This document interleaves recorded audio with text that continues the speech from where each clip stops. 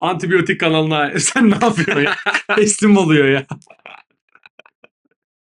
Antibiyotik kanalına. Aga sen ne deniyorsun ama? Oğlum kaldırıyorum işte ya. Allah Allah. Alp'cim hoş geldin. Hoş bulduk abi. Evet, bugün daha önce Fıtık'ta da konuştuğumuz Stranger Things'in 5. sezonun part 1'ini konuşacağız. Çıktığı gibi izledik. Hatta ikimiz de bütün bölümleri arka arkaya izledik. Evet, Böyle paylaştırmadan. Yorucuydu. Vallahi yorucuydu. Bugün spoilerlı bir şekilde bütün bölümlerin analizi, nasıl bulduk, neyi beğenmedik, neyler diğer sezonlardan daha kötü, neyler daha iyi, hepsine ayrıntılı bir şekilde masaya yatıracağımızı düşünüyorum. Öncelikle ben şeyle başlayayım. Biz bu diziyi seviyor muyduk? Ben çok seviyorum. Yani Stranger Things benim Netflix'in ilk çıkan dizilerinden en sevdiklerimden bir tanesi. Yani ilk 2-3'e girer. O derece bence Netflix'in gidişatını değiştiren de bir dizi. Kesinlikle. Gelecek açısından. O yüzden çok özendikleri ve kıymet verdikleri bir iş. Hatta Duffer Brothers yani bu proje dışında çok bir şeyle de uğraşmadı yani. Yıllardır sadece bu projeye konsantreler. Para etmiştir zaten onlar. Ya olay değil ya.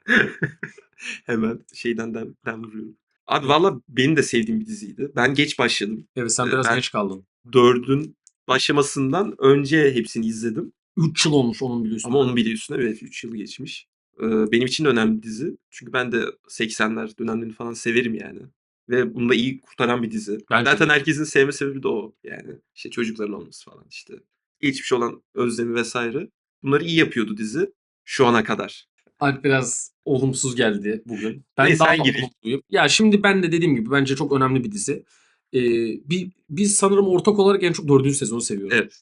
Ben 4. Bence çoğu sezonu. insanın da öyledir. Yani çoğu açıdan. Yani Benim valla çevremdeki insanlar çoğu bırakmış biliyor musun 4. sezonu izlemeden. 3'ten kaynaklı olabilir bu ya. evet 3 biraz şeydi ki bence 3'ün şeyi iyiydi. Çok sulu bir sezondu 3 bence. Yani buna katılırsın. Ama 3'ün şeyi çok güzeldi. Hafif böyle büyümeye başlıyorlar falan. O Onu aralarındaki iyi dinamik geçiyordu. güzeldi. Onlar kaliteliydi. Mizahi yönü evet biraz suluydu. Konu da çok şey değildi. Ama yine çok iyi noktaları vardı bence. Ya bence o Sonu falan vurucuydu. Rusların geçidi açması falan kötü fikir değildi ya. Bir de hani 80'leri düşündüğün zaman Ya yok soksak hayır falan kötü değil ama güzel bir ki. sululuk vardı ya orada. Bir tık fazlaydı oranın sululuğu. Ya o da şey ciddi yere geçesiye kadarki bölümde vardı o. Ciddi yere geçtikten sonra 3. sezonda bence fena değildi açıkçası. Ama ben yine o ilk 4 arasının en zayıf 3'ü yazarım. Ben öyle düşünmüyorum ya galiba. Ben de 3'ü yazarım yani. Ben 2'yi aşırı sevmiyorum galiba ya. Millie Bobby de benden aynı fikirde. 5 sezon arasında en sevmediği 2. sezonmuş. Allah Allah. En sevdiği 1. sezonmuş. 2 Benim benim. sezon ama evet yani tabii şey olarak farklı. Evet, şimdi böyle dedik. Part 1 genel olarak nasıl bulduk? Ben beğendim açıkçası. Ben çok olumsuz konuşacağımı düşünmüyorum Part 1 ile ilgili. Elbette ki beğenmediğim noktalar var. Maalesef yılların getirdiği bir sürü olumsuz noktalar var. Bir sürü olumlu noktalar da var. Ben genel olarak beğendim. İlk böyle bir cümle girişi böyle yapayım. Hı hı. Bir de senden alayım ilk bir cümlelik girişi. Abi ben beğenmedim ya. Ya direkt beğenmedim. Yani biraz şey olmuş herhalde bende de. Yani 4. sezondan sonra 3 sene geçmesi falan biraz koparmış. Ya Bende bence şu yalan an yok. dizinin en büyük burada zaten Çok büyük bir handikap bu. ben tam ona Ya girecektim. sırf şey olarak da demiyorum. Hani oyuncular büyüdü falan. Yok onu bir kenara bırakarak söylüyorum. Şöyle diyeyim sana. Ben ilk buna değinecektim. Hı. Olumsuz ne şey olarak. Hatta girelim. Artılar eksiler Tamam. bölümüne de geçelim. Genel fikirlerimizi verdik zaten. En büyük eksisi bence dizim prodüksiyonunun çok uzun sürmesi ve artık gerçekten oyuncuların dana kadar olması ve diğer oyuncuların da yaşlanması ufaktan. Bunun getirdiği hem oyuncularda bir böyle bir hantallık, Hı hı. oyunculuk Bir kopukluk var. bir kopukluk, Bir enerji şeyi oyunculuk var. eksikliği var. O eski nostalji yaşlar büyüyünce yakalayamıyorsun otomatikman. Çok büyüyor insanlar. Bence en büyük eksisi bu kadar uzun süre bekletilmemiz oldu yani. Evet. Daha kısa sürede çıksaydı daha avantajın olurdu dizinin. Kesinlikle. Orada da şöyle bir şey yaptılar aslında ama bunu daha iyi bence yapmalılardı. Zaman atlaması. Evet. Dizi bence zaman atlamasını asla vermiyor. Çok hızlı geçiyor oraya. Ben hiç alamadım zaman atlamasını. Yani hatta emin olamadım lan zaman atlaması oldu mu olmayacak mı? Hatta haberlerde konuşuyorduk. Zaman atlaması olacak. İşte 5 yıl falan. İşte aradaki yaş farkını öyle kapatacaklar. İşte daha böyle bizi böyle apokaliptik bir dünya bekliyor falan diye böyle şeyler vardı, görüşler vardı. Hiç öyle bir şey olmadı. Ya apokaliptik bir Bence düşünüyoruz da aşırı da görmüyoruz ya. hiçbir şey olmadı. Yani ben 4. sezonu dedim yanlış mı hatırlıyorum sonunu. Açıp bir daha izledim. Ya çünkü o zaman çok heyecanlanmıştım 4. sonu. Aa, ne olacak falan diye böyle. Açıp izledim. Yine tüylerim diken diken oldu 4. sonunu izlerken. Çok iyi sezon canım. Ama abi şey yarılıyor. Hawkins yarılıyor işte. Şey çıkıyor bilmem ne falan. Kırmızı kırmızı işte küller yağıyor. Ha bunların hiçbir etkisini görmüyoruz. Bir tane askeri tesis kurmuşlar. Bir de o yarıkları Hep vardı yani o tarz. metal döşemişler. Abi hiçbir şey ifade etmiyor ki. Bence asla veremiyor. Ya ben de çok kuvvetli olduğunu düşünmüyorum. Bayağı kötü bence burası. Ama şey fikri hoşuma gitti. O yarıklara metal döşediler, çocukları oraya sokmuyorlar hani.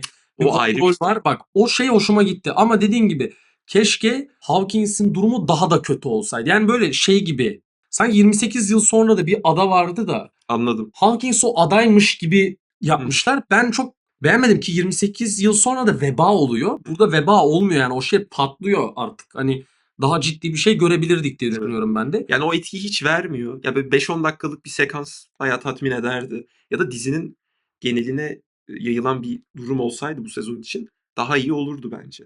Olabilir. Bilmiyorum şimdi bak ikinci part da çıkmadığı için Hayır olağanüstü ondan bağımsız bir şey oldu. 4 bölüm izledik. Birer saat, 1,5 saat. Yani yani şeyini göremedik şu ki. olağanüstü eleştirisel girmiyorum ben hani şey olarak ama dediğim gibi ben de daha apokaliptik bir şey bekliyordum. Evet. Herkes bekliyordu bence. Hatta o tarz açıklamalar yapılmıştı gibi hatırlıyorum o zaman. Yani. Bilmiyorum. Yanlış Şu an zaten kaldığımız noktadan itibaren daha vahşi bir yere doğru gideceğiz.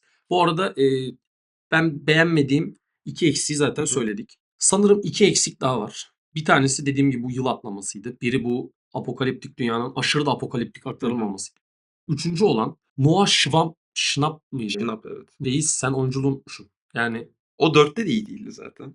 aga 4'te burada berbat ama ya. Berbat. Hadi ya bana da şey kalmış aklımda. 4'tekinden bir tık daha iyi gibi kalmış. Berbat. Gerçekten. Hatta şöyle söyleyeyim. Winona Ryder'ın karakteri de berbat. Yani Winona Ryder'ın da oynadığı en kötü oyunculuklardan biri. Böyle çok şey yazmışlar. Yani şimdi Will'le annesi otomatikman ön planda oluyor ya. Çünkü Will main karakter. Yani birinci sezondan beri main karakter.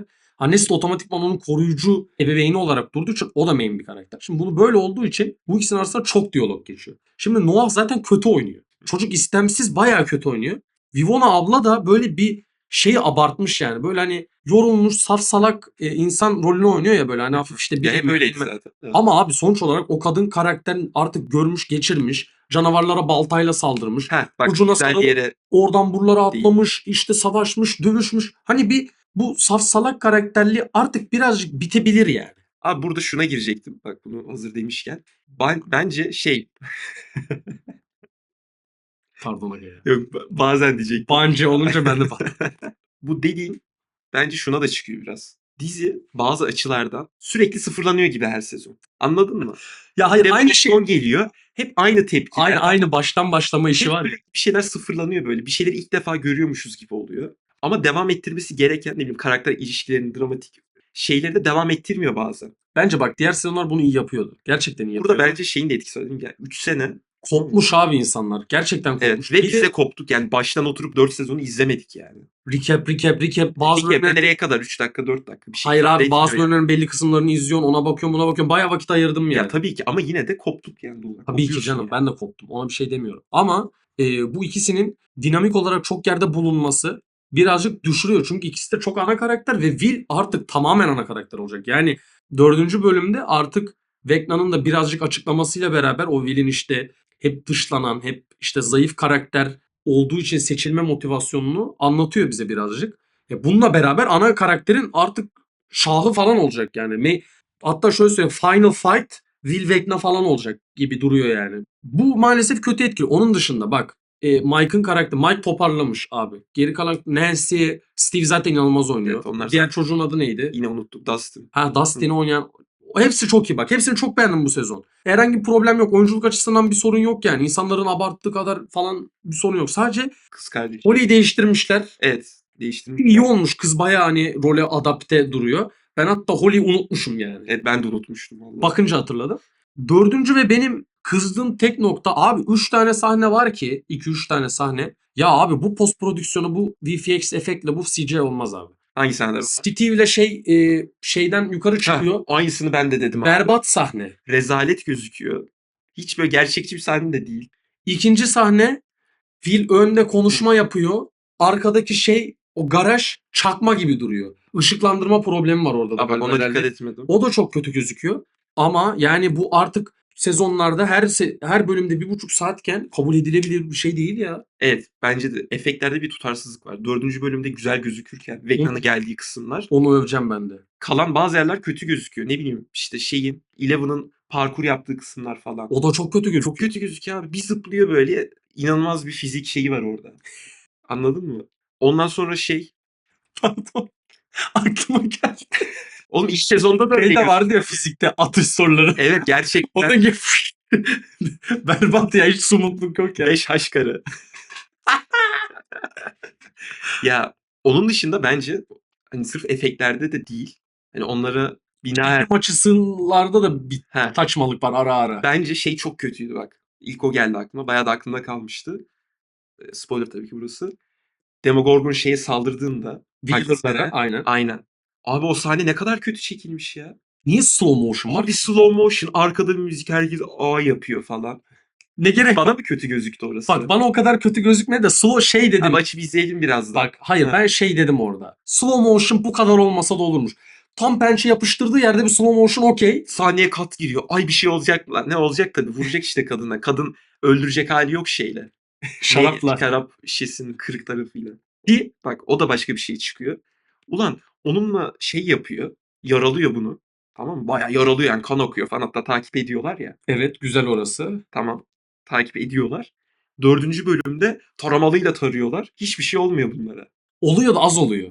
Hiçbir şey olmuyor. Şarap şişesiyle Aga ağzına vuruyor. askeri Şimdi orada şöyle bir şey bunun var. ağzına vuruyor. Ne demek? İkisi Aga de aynı onların, şeydi mi? hayır ikisi, onların zayıf olduğu yer yüz kısmı ya. Yüzüne geçiriyor ya. Onun yaralanmasını anlayabiliyorum. Bu Ya orada silah hiç denk gelmiyor onlara sanki. Aga o kadar da denk gelmiyordu yani. Ki zaten 2 saniye sonra Vecna gelip hepsini dağıtıyor. Bu evrendeki askerler zaten hiç anlamıyorum. Nasıl askerse Vecna geliyor Brock Lesnar gibi dağıtıp çıkıyor orada çok herkese. saçma abi. Neyse ben birazcık da öveyim. Bir şey daha eleştirecektim. Abi ilk 3 bölüm. Bak 4. bölüme hiçbir lafım yok. Gerçekten inanılmaz iyi bölüm. Ben bayıldım. Ama abi ilk 3 bölüm çok uzun. Gerek Bu- yok. Bu kadar uzun olmasına gerek yok. Hani seninle hep konuşuyorduk ya. İşte abi şuraya 5 dakika eklerim, 10 dakika eklerim. Bundan 10 dakika çıkarırım her yerden. Abi gerek yok ya. Yok, gerçekten. Niye bunu izliyoruz ya? Ki ben hala bunu savunuyorum. Ben sezon bittiğinde de muhtemelen öyle olacak. Umarım lafımı yutarım da. Ya bu dizi 4'te bitmeliydi bence. Bilmiyorum ya. Bence 5 idealdi ya. Ben burada yok. Neye göre 5 ideal diyorsun mesela? Abi 4'ün bittiği yeri düşünüyorum. 5 Tam 4'ün bittiği yer bağlandı mı da? Bağlanmadı. Bir dur ya. Oğlum bir dur değil. Görmedik bir şey ya. Tamam dur ya.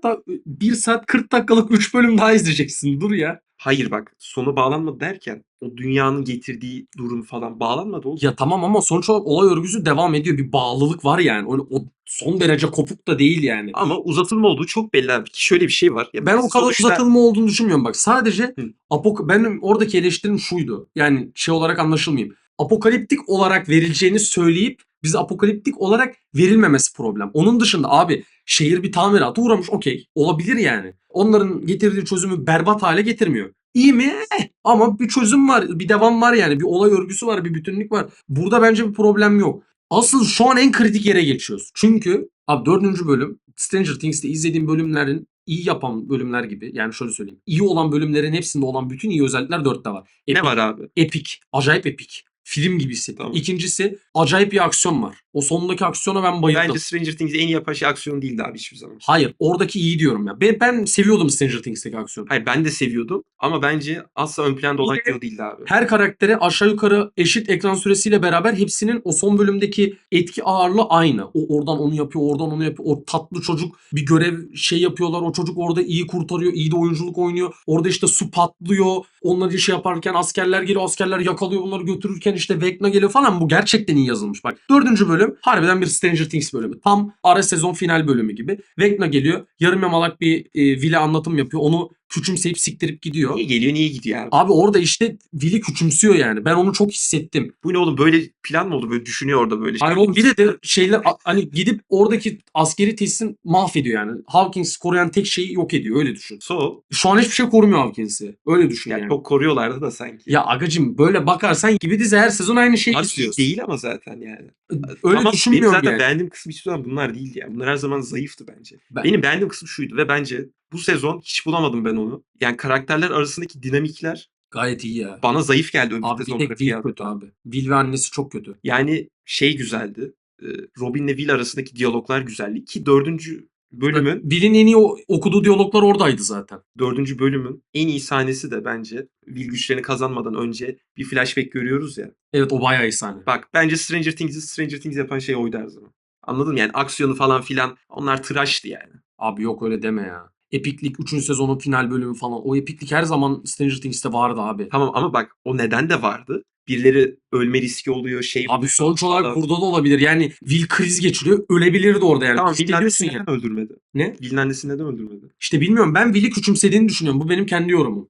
Will'i küçümsüyor yani. Bir şey yapamaz diyor. Oradaki mental o. Bir de abi Vecna Will'i öldürsene amına koyayım. Kırıverir ki Eleven'ı da öldürebilirdi. Asla öldürmedi yani. Max'i de öldürebilirdi. Onu da öldürmedi. Hani Hep bir master plan mı var diyor. ya evet yani. Vecna şey değil yani. Kopartayım kafasını gideyim. Hani şey gibi bir düşman değil. Predator düşmanı değil yani. Çat çat çat çak geç çak geç kes geç kes geç. John Wick düşmanı değil yani. Evet, değil. Daha bir duygusal arka planı olan onun da bir getirdiği Tamam ama öfke mesela şöyle şeyi bir var durum yani. 4. sezonda Vecna'nın bu psikolojik şey taraflarını görüyorduk. Tamam 5'te Karakter. aynısını mı göreceksin oğlum? Aynısını görmeyelim ama daha Oğlum sen zaten gelişmiş bir şeyini görelim yani. bütün background'unu izlediğin karakter zaten Oğlum tekrar background'u düşecekler yani. Hayır bak, background'unu izledik, tamam, ona bir şey demiyorum. Ama bu konuyu ilerletmesi lazım bir şekilde. Tamam ilerletecek oğlum. 3 tane 1 saat 40 dakikalık bölüm var ya. Tamam, ben bu 4 bölümü niye izledim o zaman? Abi ben de diyorum ki zaten ilk 3 bölüm kısaltılabilir. Burada bu eleştiri yapılır. Ama 4. bölüm o epikliğe iyi bir yol çizdi yani. Her karakter aşağı yukarı tehlikeden geçti. Ölümden dönüldü. İyi bir aksiyonla süslendi. İyi diyalogların olduğu tek bölümde 4 zaten. Will'in içinde de bulundu. Onun dışında Robin'le arasında bir arkadaşlık kuruldu. Öbürüyle arasında bir arkadaşlık kuruldu. Dustin'in Steve'le arasındaki şey çekişme devam. Öbürleri bilmem ne her şey okeydi yani. Anladın mı? Düşündüğün zaman 4. bölüm bence öyle aşırı da bok atılabilecek bir bölüm değil. Gerçekten iyi bir bölüm. Bak 4, tamam, 4 öbüründen bir tık daha iyi de. IMDb puanı kadar uçmuyor. O çok abartı. Buraya koyarız 9.7. Allah aşkına ne yapıyorsun Küfür ya? ettirdi bana. Acayip abartı yani. Ama düşündüğün zaman bence de bayağı kaliteli bölüm. Bayağı iyi bölüm. Şimdi gelelim. 4. bölüm dediğim gibi dizinin eskiden yaptığı bütün iyi şeyleri yaptı. Benim nezdimde. Ben doydum. Sen bana 1 saat 40 dakika vereceksen 3 bölüm. Burada seninle aynı yere doğru ufak ufak kayarım. Çünkü abi dediğim gibi Vecna'nın bir hikayesi var. Diğer karakterlerin hikayelerini bir şekilde getirdin. Hawkins'i de bir şekilde tamir ettin. İşte bir tatlı çocuk yerleştirdin. O çocukları neden topladığıyla ilgili bir motivasyon sıkıştırdın. Her şey okey. Part 2'de artık Epic'in de önünde bir şey görmeliyiz. Yani bu dizi eğer son sezonunun gelişim bölümünde bize kayıp verdirtmeyecekse, bize ölüm göstermeyecekse o da birazcık polyanacılık gelir bana. Şu evrede artık dizinin bir climax ölüme ihtiyacı var. Benim diziden tek beklentim bu. Belli bir yerde o Will'in gücünü kazanması nasıl bir climax'se artık o climax'in yol açacağı bir ölüm de olmalı. Eleven mı ölecek? Hopper mı ölecek? Will'in annesi mi Hopper ölmez ölecek? artık ya. Hopper kaçtır ölüyor abi. O artık ölürse şey yani inanmazsın, anladın mı? Loki 3. ya. sezonda ölüyordu. Aynen 3. sezonda ölüyordu. 4'te ölüyor. 4'te ölüyor. 5'te işi patlatacağım falan diye çıkıyor böyle. Bir de şeyi öveceğim. Dizinin en kötü bölümünde olan bir karakter Eleven'ın kız kardeşi olarak geçen. Onun da tamamen unutulup rafa kaldırılması fikri bana asla iyi gelmiyor. Bir şeyin kötü anlatılması o şeyin toparlanmayacağı anlamına gelmediği için bence o karakteri de en azından Siyahi kızı mı diyor? aynen. Ha. Ya Dr. ben K onu ile çok bağdaştırmaları bence Ha. iyi olmuş yani. ben onu düzgün düşün oturtmuşlar. geliyor mu falan filan, evet, geldi bir yerden çıktı yani. Onu göreceğiz artık. Onu bir şey diyemem. Bakalım. Benim açıkçası artılarım eksilerim bunlardı. Senden de bir son yorum alırız. Ben beklentimi de söyledim hatta hazır söylemişken. Dizi bence uzatmaları oynuyor. Yani 4. sezonda çok iyi retcon yaptılar. Yani sonuçta bu diziyi en baştan yazmadıkları için. 4. sezon çok iyi yaptılar beklenmedik şekilde. Bence de müthiş bir Yani dört ya. çok iyi bağladılar. Ama dediğim gibi bence orada bitmeliydi. Çünkü ya ben bu sezonu izlerken bana yeni hiçbir şey katmıyor. Yani hiçbir şey katmadı şu ana kadar. Bir iki küçük nüans dışında. Ben temkin olacağım ya şu an. Temkin adam. Tam şu ana kadar diyorum. Bundan sonrasında bir şey diyemem yani. Ben gelişme bölümüyle Part 2 ile ilgili çok büyük bir beklentim var. Bayağı büyük bir beklentim var. Sonuç olarak öyle ya da böyle getirdi beni. Benim hype'ım canlı şu anda. Sıfır Ben beklentiyle de falan beklentiliyim izlemiyorum. canım tabii.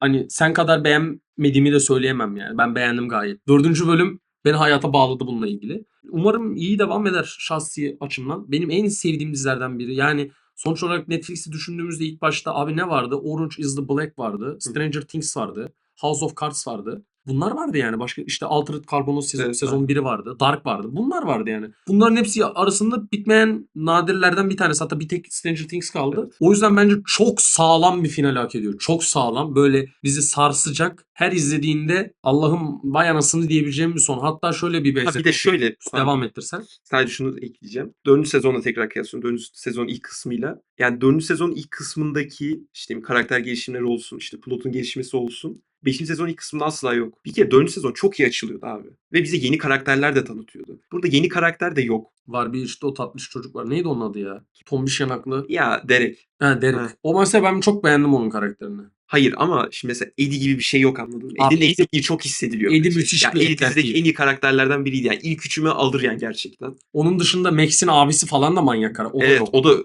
mesela öldüğünde çok üzülmüştüm yani. Bu tarz şeyler yok şu ana kadar. Bakalım. Onun dışında 4. sezonun ilk bölümünde yani o şeyi veriyordu abi, ben o şeyi hiç unutmuyorum. Neydi, Chrissy miydi kızın adı? O karavanda çatır çatır Evet. gittiğinde oradaki şokumu hiç unutmuyorum. O müthişti ya. Yani mesela bu sezon öyle oturdum, öyle izledim, anladın mı? Ne bileyim, bir içim cız etmedi hiç. Ulan şuna bir şey olacak mı falan. İşte ben onu diyorum. Tam ilk 4 bölüm olmamış olabilir. Bunu illa başta da vermek zorunda değil dizi. Bir Tabii ki. yavaş yavaş ısıttı ama artık şu anda lazım yani. 5. bölümde lazım demiyor. O 5, 6, 7 hangisinde yapacaksan bir tane climax ölüm şart. Abi bir tane böyle dizide izleyip ya anasını diyebileceğin sahne lazım. Mesela Wire'la kıyaslamayacağım da bir örnek vereceğim. Yo, Wire'ın son sezonu olağanüstü iyi değil ama Wire'ın son bölümü çok iyi. Neden diyeceksin? Abi gerçek bitiyor. Seni inandırıyor hikayeye. Şu an Stranger Things 4 sezondur, 4,5 sezondur. Artık ne yaptıysa, tamam mı? Toparlayabileceği ya da batırabileceği bir noktada. Hani beğenirsin beğenmezsin. Beğendiğin nokta olur, beğenmediğin nokta olur. Şu an artık en climax yer. Yani burada sen izleyiciyi inandırırsan o rüya sekansları da müthiş gelir. Vecna'nın storiesi de inanılmaz gelir. Ölen insana da açılır, hani o an açar ağlarsın yani. Şu an bence çok kritik bir yerde dizi. Eğer bu saatten sonra Alp'in dediği gibi belli noktaları da böyle daha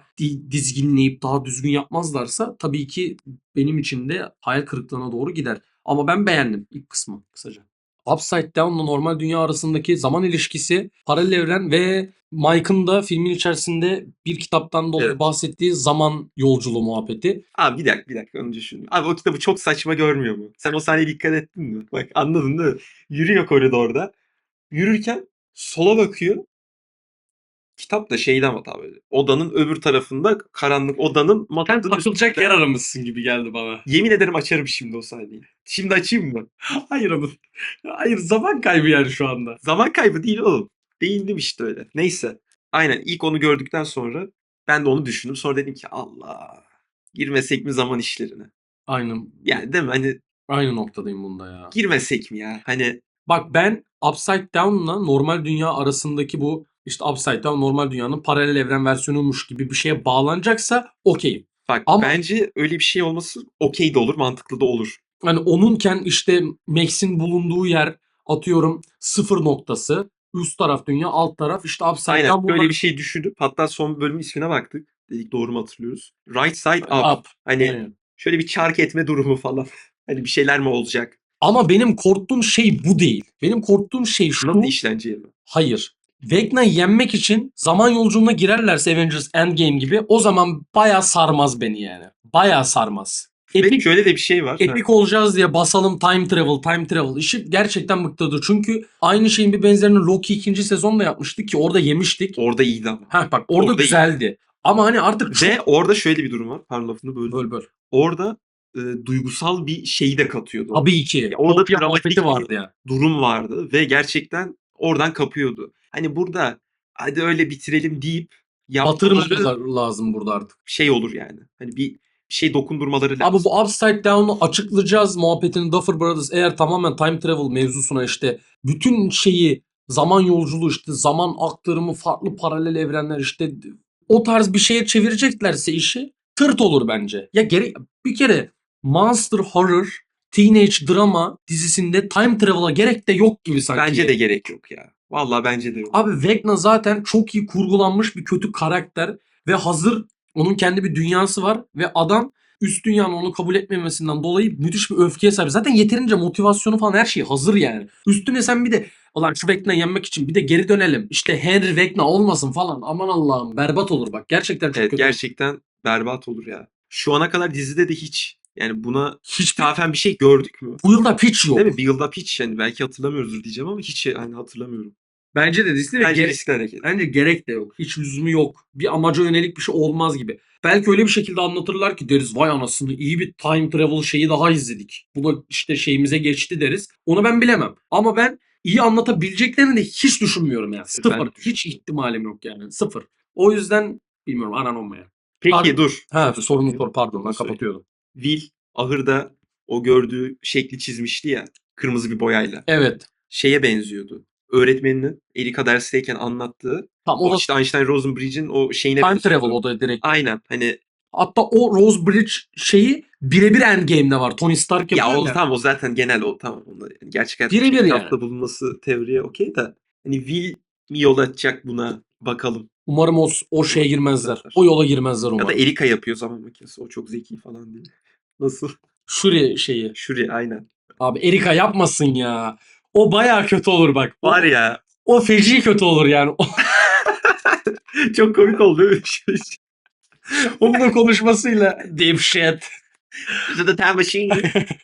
Neyse burada bir Ya onu neyde aktif kullanabilirler? Şimdi eğer geçmişe gideceklerse önceki sezonları güzel bir böyle recap yapıp gene flashback 15 gene dakika. aynen flashback bir circular bir şey kurabilirler. Ama bu yine iyi işlenmiş olur mu? Olmaz yani. Muhtemelen. Ya Vecna'yı yeneceğiz diye kolaya kaçma olur yani. Abi epik bir fight sahnesi düşün. 2-3 kişi ölüyor. Vecna'yı bir şekilde alt ediyorlar ve 4. sezon gibi hani Vecna yanıyor işte alev atıyoruz falan gibi değil. Vecna harbi ölüyor gibi düşün.